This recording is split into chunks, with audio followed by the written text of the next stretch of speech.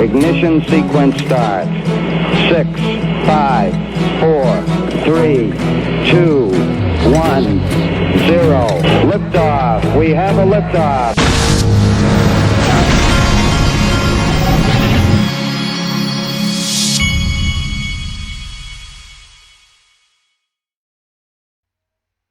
Hey everybody, this is the Digital Asset Investor, and yesterday I was showing you some videos from NTT Data.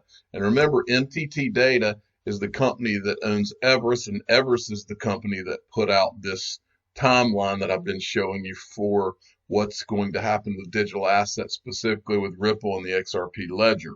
Now, I wanted to revisit this. Yesterday I showed you episode 1 of a 3-part episode that they did. And I went and I looked at episode 2 and 3, and the third one's even better than the first one.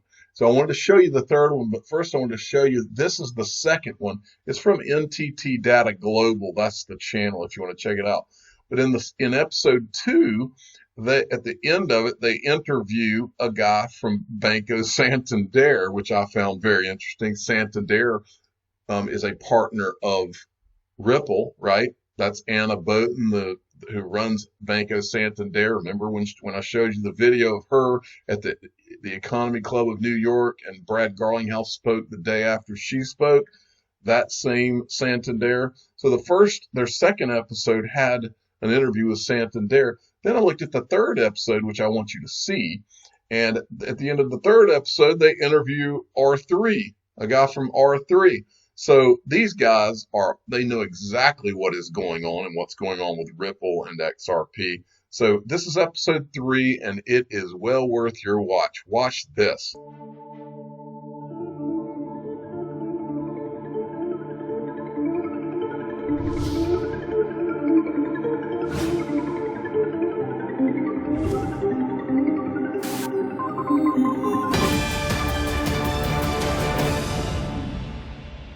Today, at exactly 14:02, a cyber threat organization carried out a major attack on one of the leading banks in Asia. Millions of exabytes with financial data are reported to have been stolen. Excuse me. News are just coming in. The malware seems to be spreading. A further 86 banks are believed to be affected. The attack is spreading all over the world. That could never happen. But it will, Ruth. The entire financial world will be put to the test on that day. But in the end, it will serve to reinforce it.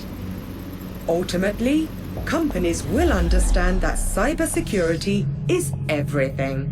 The bank must become the definitive keeper. Look at this commercial, which came out a few months after the cyber crack. When the time comes, all your passwords are stored in a single place and protected by blockchain technology, because your transactions in crypto assets deserve to be safer.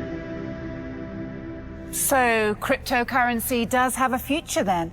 Of course, Ruth. But when we talk about crypto assets, we are talking about much more than just cryptocurrency. There are other financial assets to consider, such as smart contracts or crypto properties. Taking advantage of the new data management options, many companies will develop their own currency. And although the input and output will continue to be in dollars, euros, or yens, most microtransactions will be in cryptocurrency. All this will affect the prices of goods and services, accounting and taxes, as well as payment systems and transactions. The revolution will be complete. But this can't be right. It's much too radical. I know the men and women in the financial world, and they'd never dare to let this happen. You are right. But what if your business organization were obsolete?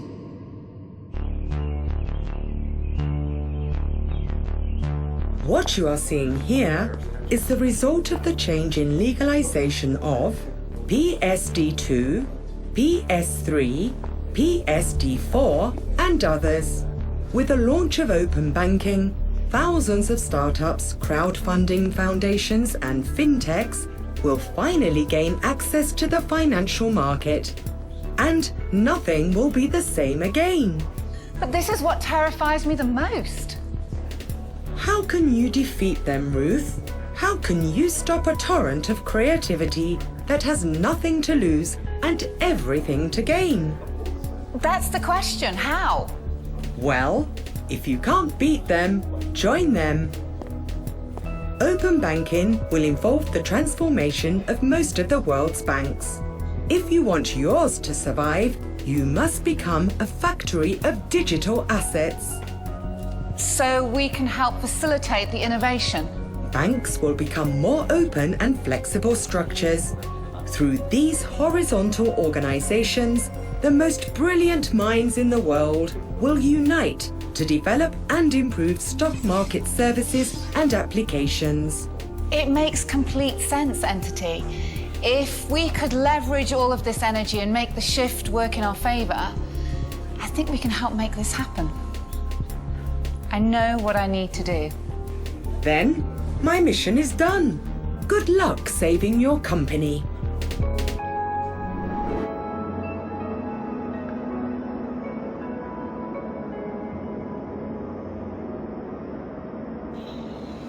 Okay, I think I know what I need to do. I need to arrange a meeting straight away. Hello, Ruth. Welcome to the present.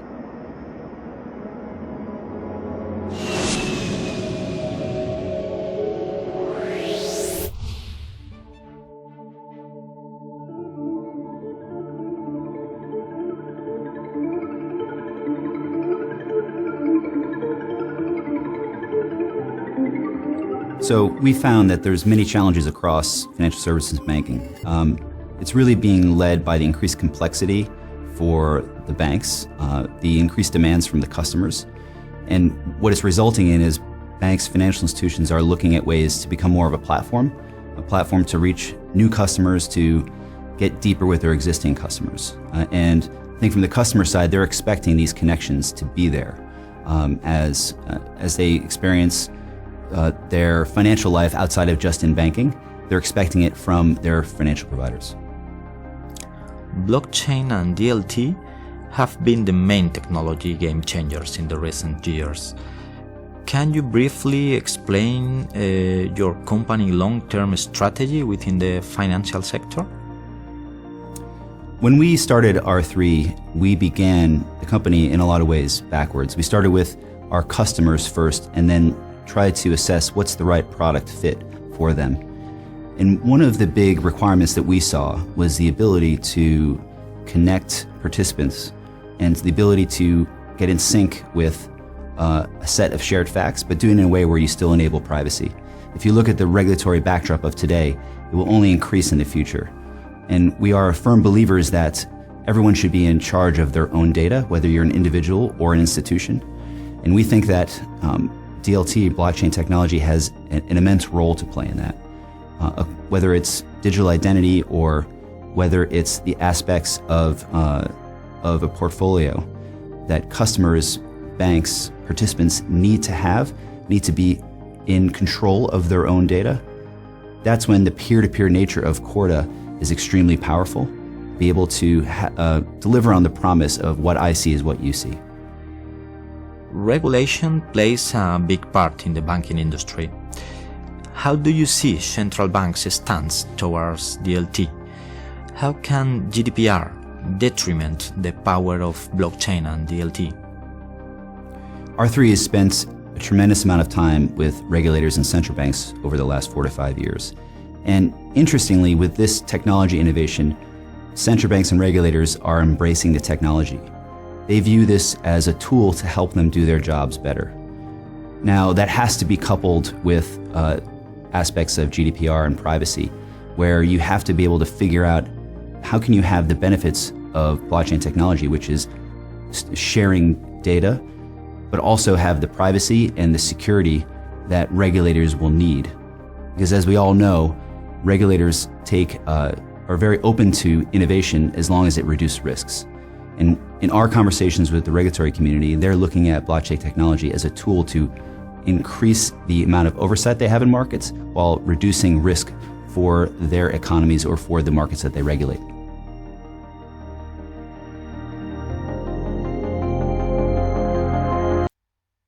So there you go. Now remember, you can't forget, NTT Data has been a proponent of Ripple as well, and that NTT Data is owned ultimately by the bank.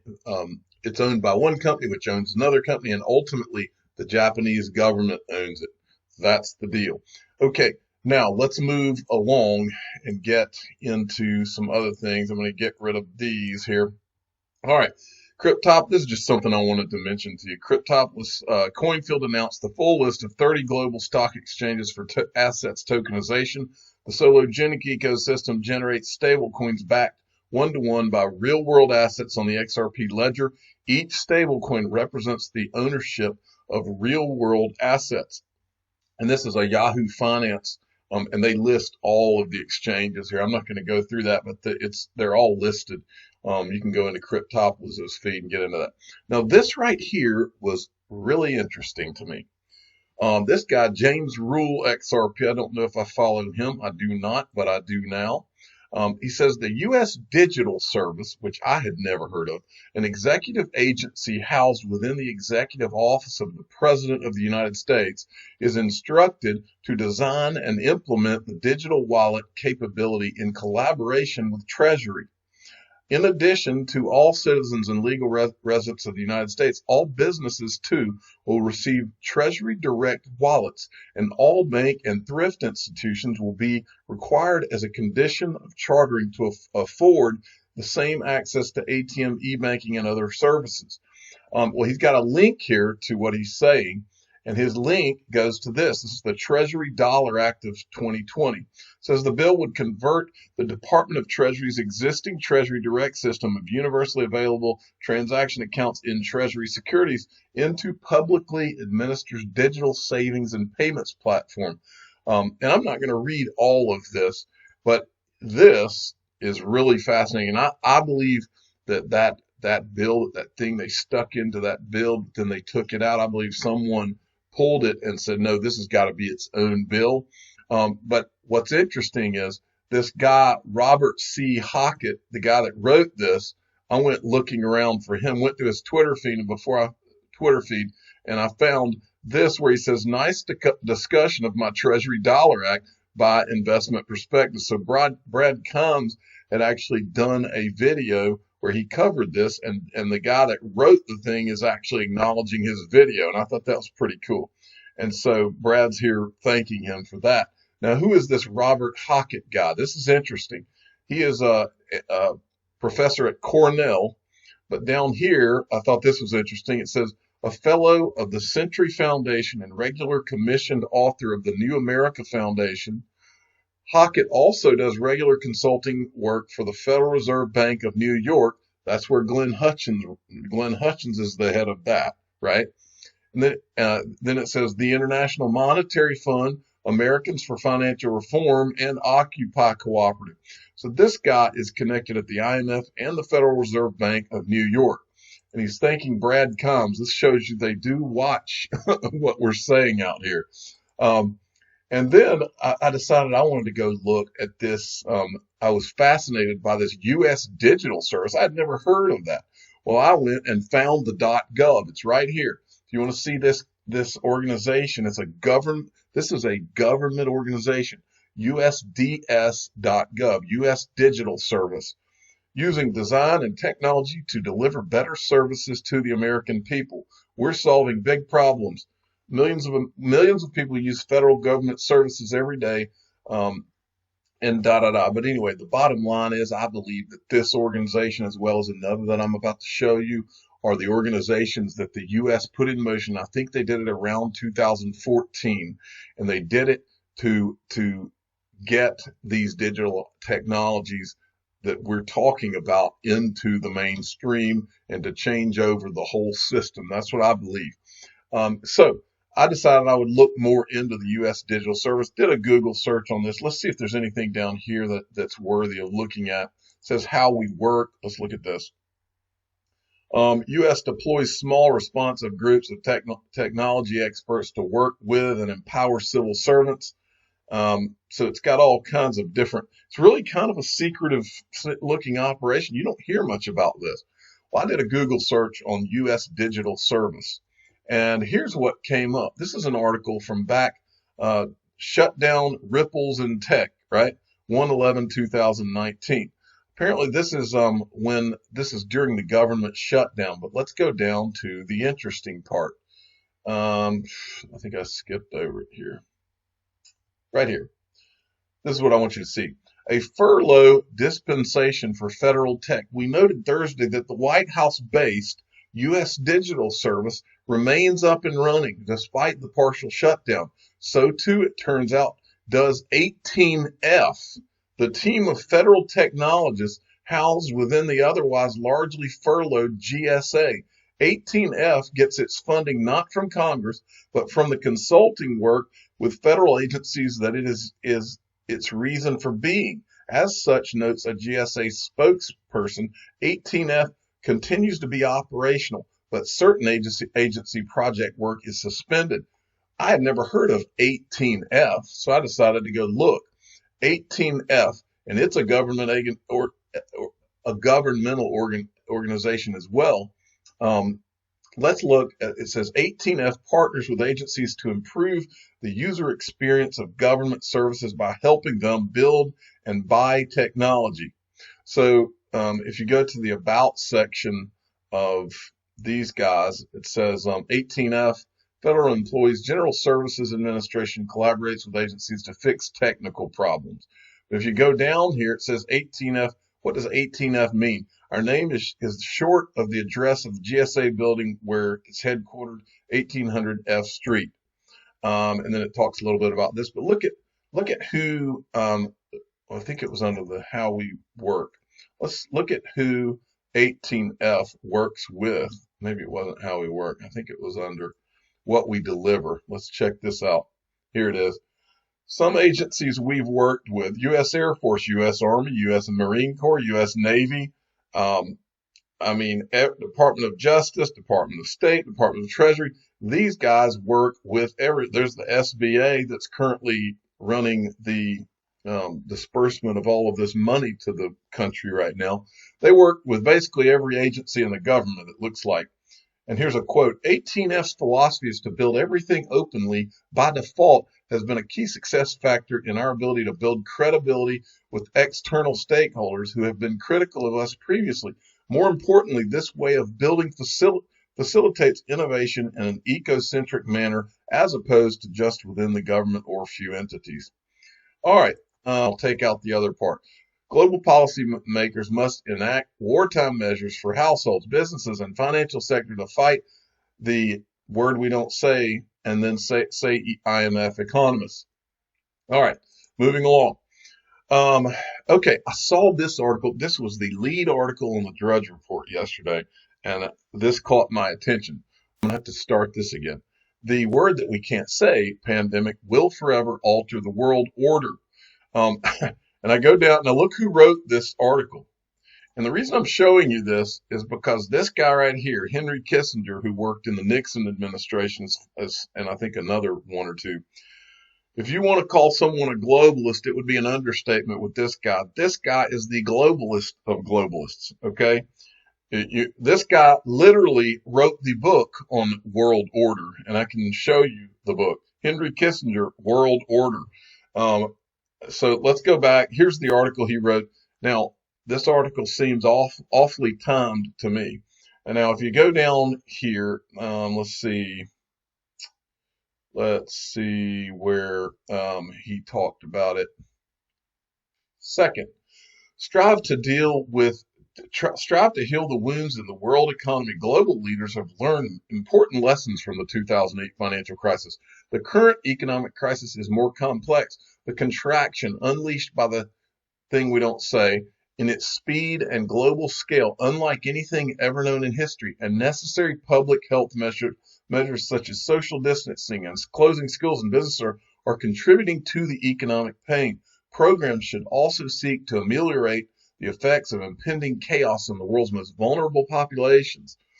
All right, so let's look at this guy for a minute, because if you've never really looked, this guy's old school.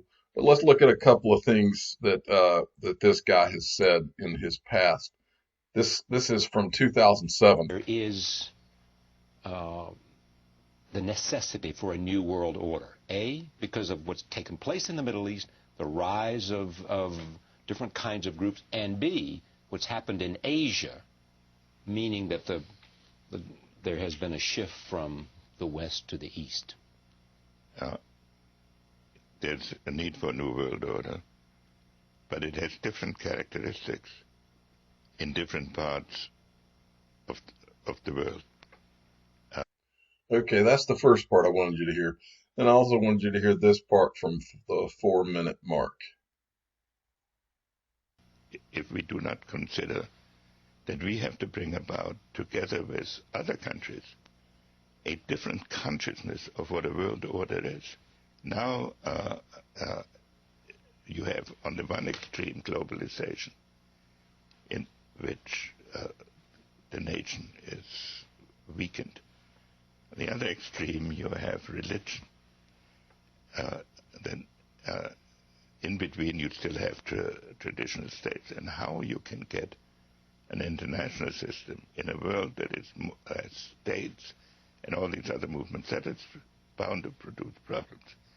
But I have actually, especially in the last month, developed the thought that yes, we are living in a period of tremendous turmoil now. But I think that at the end of this administration, with all its turmoil, and at the beginning of the next, we might actually witness the creation of a new order, because people looking in the abyss, even in the Islamic world,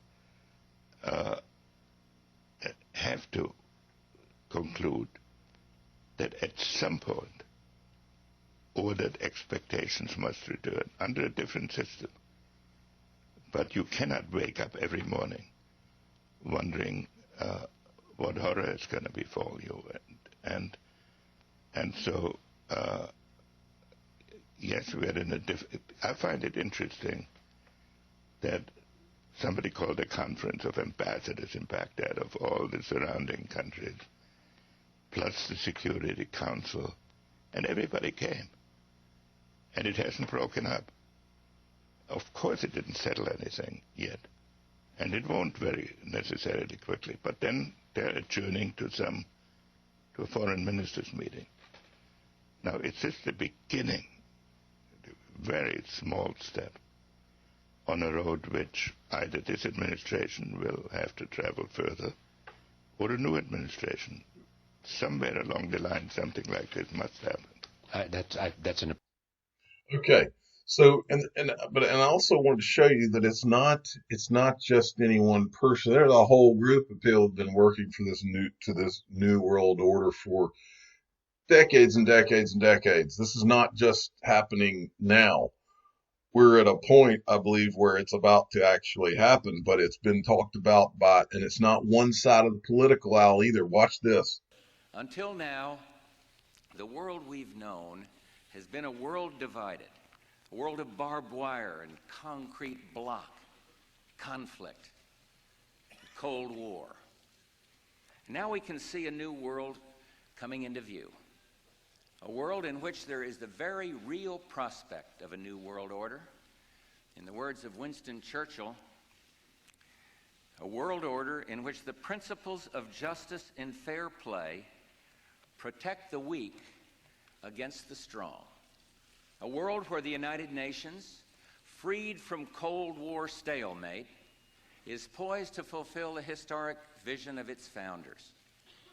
A world in which freedom and respect for human rights find a home among all nations. We have before us the opportunity to forge for ourselves and for future generations a new world order, a world where the rule of law, not the law of the jungle, governs the conduct of nations. When we are successful, and we will be, we have a real chance at this new world order, an order in which a credible United Nations can use its peacekeeping role to fulfill the promise and vision of the UN's founders.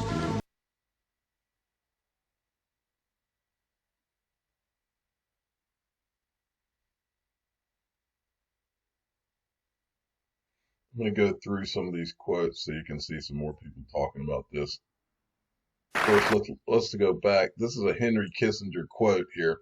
Today, America would be outraged if UN troops entered Los Angeles to restore order. Tomorrow, they will be grateful. This is especially true if they were told that there were an outside threat from beyond, whether real or promulgated, that threatened our very existence. It is then that all peoples of the world will plead to deliver them from this evil. The one thing every man fears is the unknown. When presented with this scenario, individual rights will be willingly relinquished for the guarantee of their well-being granted to them by the world government.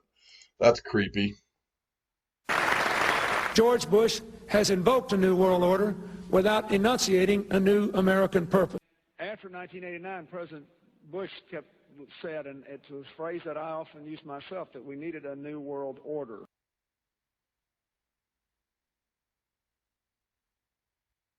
States Hillary Rodham Clinton. Good evening and congratulations, Walter, on receiving the World Federalist Association's Global Governance Award. For more than a generation in America, it wasn't the news until Walter... And hasn't been used since, and that is a new world order. This is a moment to seize. The kaleidoscope has been shaken, the pieces are in flux, soon they will settle again. Before they do, let us reorder this world around us.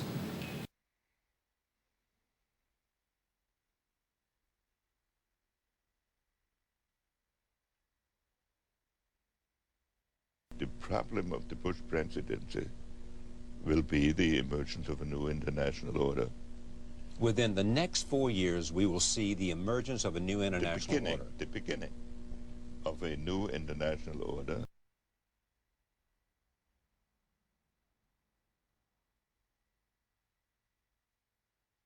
The first decade of the 21st century, that out of what will be seen as the greatest restructuring of the global economy, perhaps one even greater than at the time of the Industrial Revolution, a new world order was created. When my predecessors were speaking to this event a century ago, the world order of the 19th century they were describing was defined mainly by the balance of military power, and they saw European empires dividing the world between them. From the time of 1945, when my predecessors... It's all, of course, obvious today that the national dimension is not enough. It's a question of common sense. If you want to fight climate change, if you want to provide energy security, we cannot do it alone at the national level. We need more than that. We need the European dimension. The European dimension is the indispensable dimension through the local to the global. And the more globalization goes, and it's quite obvious that it is there to stay, we need that dimension more. There's a need for a new world order, but it has different characteristics in different parts of the world that we have to bring about, together with other countries, a different consciousness of what a world order is. That yes, we are living in a period of tremendous turmoil now. But I think that at the end of this administration, with all its turmoil, and at the beginning of the next, we might actually witness the creation of a new order, because people looking in the abyss, even in the Islamic world,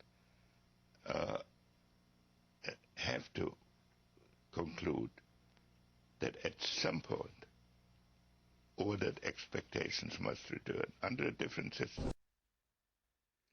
Okay, so anyway, I just wanted to show you that. I thought that was pretty interesting. Now, let's go back to Henry Kissinger. He's got a majorly padded resume. He worked for Richard Nixon as well as Gerald Ford. He was the Secretary of State and a National Security Advisor. His resume is loaded down. His Wikipedia page is one of the biggest I've ever seen. I just wanted to go to the very end just to show you some of the organizations that he's been affiliated with, just for interest. If you go down here, let's take a look. Well, he's a part of the Bilderberg Group, the Aspen Institute, Atlantic Council, Bohemian Club, Council on Foreign Relations, Center for Strategic and international studies, all kinds of organizations in this list. The one that I was drawn to is that he's an honorary chair of the advisory board of the Bloomberg New Economy Forum. Let's take a look at that one. The leadership on the New Economy Forum. As you go down this list, and I think I've shown you this page before, but it's now it's in a different context for you. This is the MasterCard CEO, former director of the World Health Organization. As you keep going down, let's see. This is the Gary Cohn, the former assistant to the U.S. President for Economic Policy, former director of the National Economic Council, Bloomberg Economics. Let's see, who else? Bill Gates from the Bill and Melinda Gates Foundation, right? He's on there. You got Henry Kissinger right here. You've got, let's see if we see anybody else that we recognize, because there are some. There's the guy on the president of Tencent is on the advisory, is a member. And as you keep going along, there's Jack Ma, the chairman of Alibaba.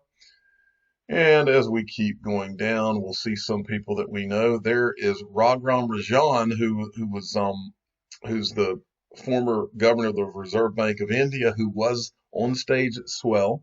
And then you got Hank Paulson, who is one of the former U.S. Treasury Secretary. He's one of the three guys that presided over the 2008 financial crisis. You got the group chief executive for HSBC, former U.S. Secretary of Commerce, Penny Pritzker, Condoleezza Rice, who, remember, Condoleezza Rice, her company, Hadley Rice Gates, one of the people on the board at Ripple is one of the people partners at her company. And then this guy is mega globalist, David Rubenstein, co-founder, co-executive chairman of the Carlyle Group.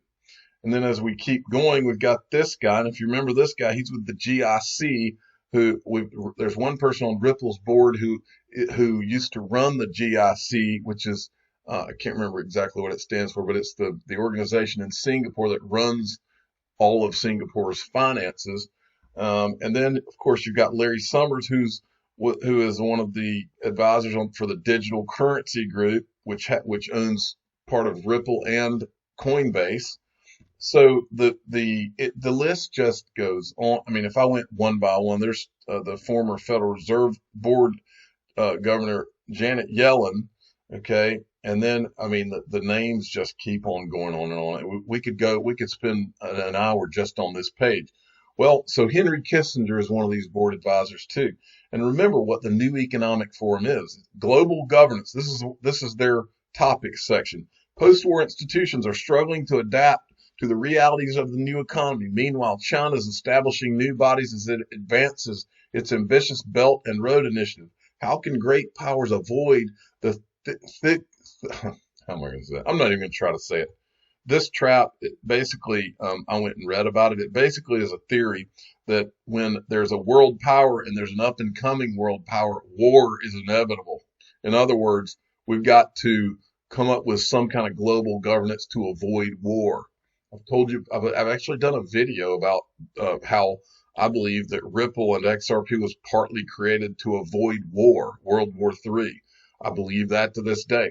The forum will explore ideas to advance a new global order, one that builds on the success of the existing system and accommodates the aspirations of rising powers. That's what I believe this global order is about, is getting with China and coming to an agreement on how to do this new world order. And you can't create a new world order without the financial part of it being structured the way that everybody agrees to it being structured.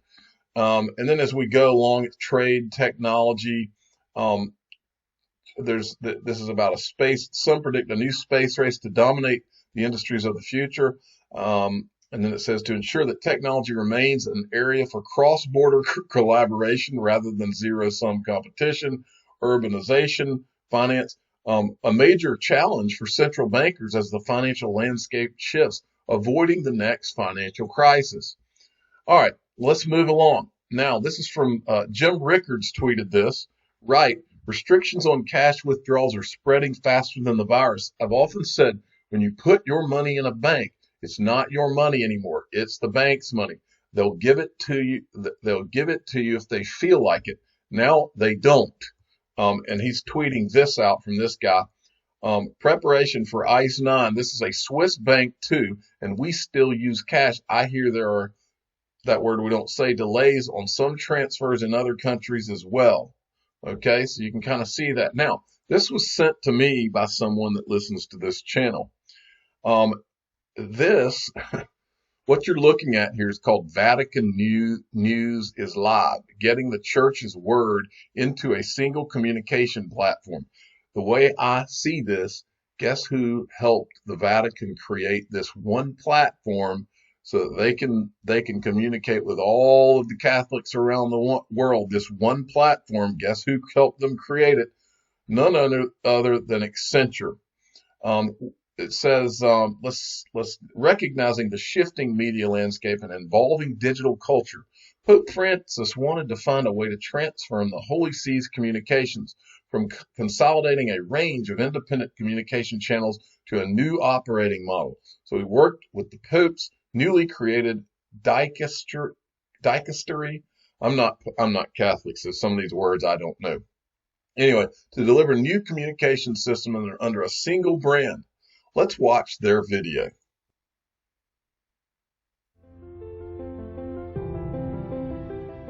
With billions of Catholics across the globe, the Vatican is the world's largest living community. But how do you connect such a widespread community? And how do you make sure that they all hear the same message? The Vatican Secretariat of Communications worked with Accenture to unite hundreds of journalists, 40 languages, and 3 editorial teams on one platform, the Vatican News. We created a digitally enabled content channel, a consolidated social media presence, and a redesigned visual identity.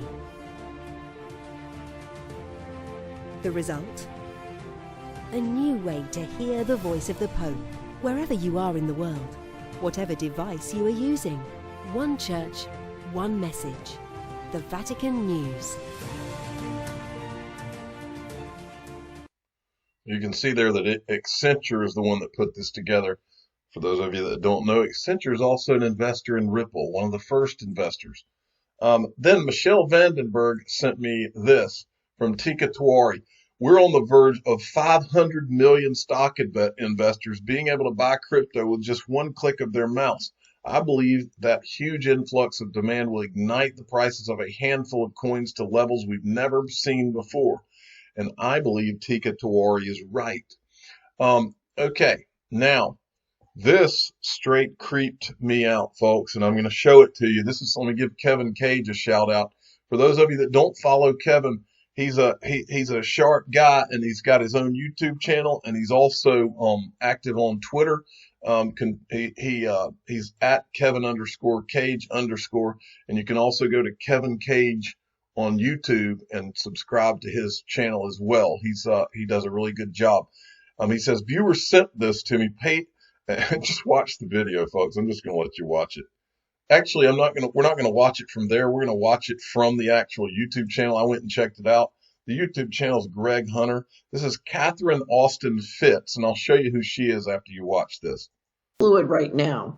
There's competition over what the design will be. It was very interesting. I won't bore you with all the details, but I had an incredible experience in Denmark a year ago, and I was trying to figure out what's going on in Denmark. They had one of the tech firms in Denmark was being paid by the U.S. Navy to come up with a chip that could be implanted in the human body that would integrate with Ripple. Yeah. So Ripple is a crypto, and it's one that's gotten a lot of promotion from the American establishment, in my experience, just my impression. So why is the U.S. Navy paying a Danish tech company to come up with an implantable chip that will integrate with Ripple?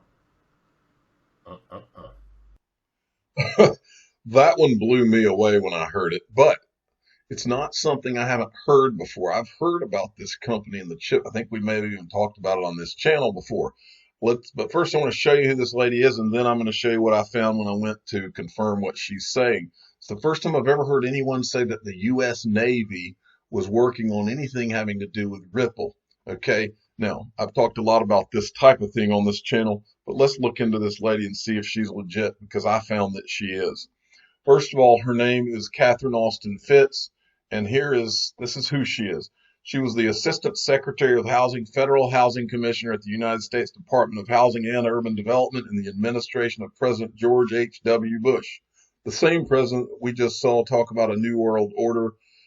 Actually, his father, H.W. was his father. Okay, I think that's the father. Yeah, Herbert Walker, and then the second one was just George W. Bush. Okay, I think that's right. Anyway, she was in Bush's administration, and she's saying that she heard that the U.S. Navy was funding this company. Now, the company that she's referencing, I went and looked it up, and this is the company right here, Copenhagen, Denmark. So she's right. What she's talking about now. If the U.S. Navy actually was doing this, I don't know where she heard that part. I can't confirm that, but there is such a company. It's called BuyChip. It's out of Copenhagen, Denmark.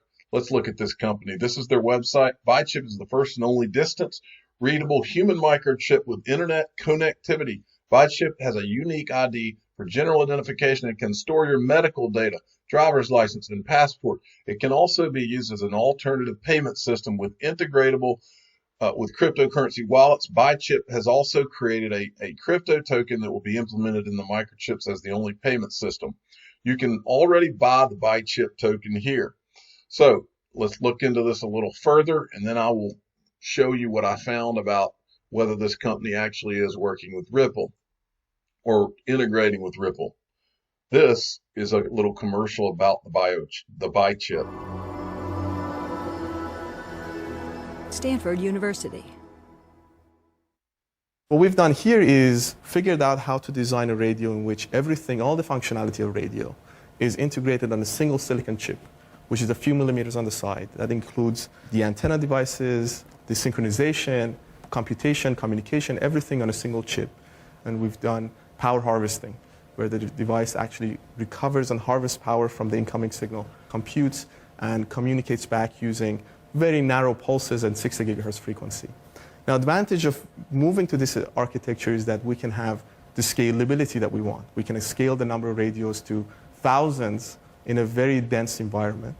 We can also have, because there's no battery connected, there's essentially no lifetime associated with these devices. As long as the signal is coming in, they can recover the power, communicate, and communicate back. And the cost is extremely low because we're talking about a few millimeters of silicon chip, which is a few cents to manufacture on the large scale. So we've basically rethought designing radio technology from grounds up, and we've kind of designed the technology that can scale in numbers and size. This is the next wave of wireless devices, and that's what people call Internet of Things, or some people call Internet of Everything. And this is where Internet moves from your mobile devices, from your tablets and your cell phones, into everyday objects.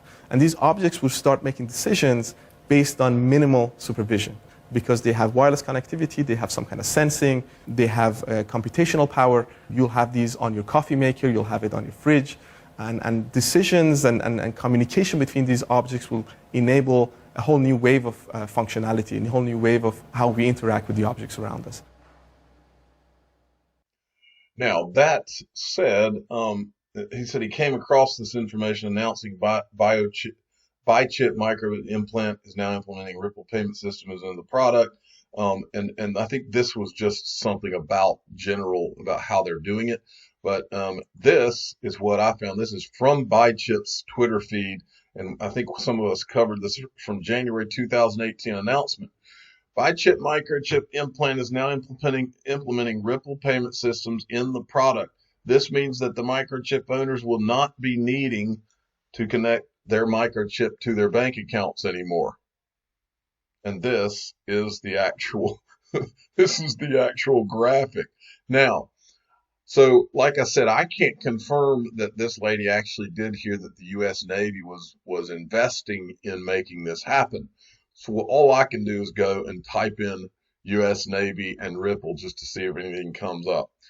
Here's what came up. One of the first things that came up when I did that search is the USS Ripple. The second USS Ripple ID 2439 was a United States Navy trawler which served as a minesweeper and was in commission from 1918 to 1919.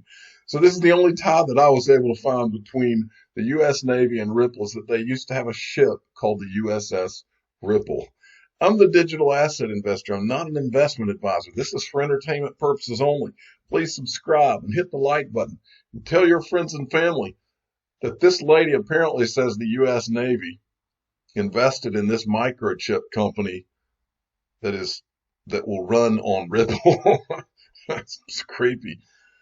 Thanks for listening.